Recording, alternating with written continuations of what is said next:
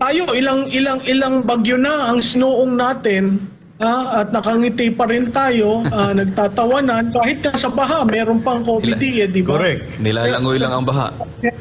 Last siguro na question, sa dinami-dami na ng problema ng ating bansa at talagang ramdam ng ating mga kababayan yung talagang hirap at talagang yung resulta, no, nung sabihin na nating pangit na resulta ng kasulukuyang administrasyon, meron pa ring happiness index na nagawa itong pahayag 2024. Sinabi rito na 7 in 10 registered voters ay still masaya pa rin kahit na nararanasan natin to. Sa tingin niyo, Prof, saan ang hugot po nito ng ating mga kababayan na kahit papaano ay masaya pa rin sa mga nangyayari?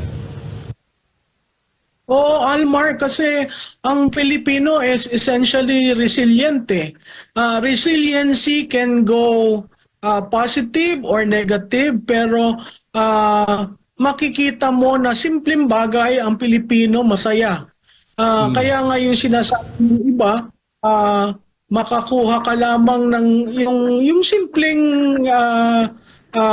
may sweldo ka, may bahay ka, magkakasama kayong pamilya, may nabibili ka, may nagagamit kang pera para sa pagkain, masaya ka na. So yung level of happiness niya madaling ma-achieve. Correct. Kaso ang issue doon, sustainable ba? Ang kailangan natin parating isipin, hindi lang para sa 15 at 30, pero para sa buong taon, sa susunod na mga taon, para makikita mo talaga yung pamilyang Pilipino ay nabubuo at nagiging contented. Yun. Correct ka, Prof. Actually, ayun na nga dyan matindi ang Pinoy. Sa emotional quotient at adversity quotient. Talaga namang hindi papatalo. Kaya kahit mahirap at bumabagsak na ang ating tinatamasa ngayon sa ating bansa, ay ang mga Pilipino subok talaga sa mga ganitong uri ng kinakaharap sa kanila mga buhay. Di mo ito pwede gawin sa ibang bansa. Naku, depression talaga mangyayari dito. Great Depression ito. Alam naman nakita mo sa Florida. Yeah.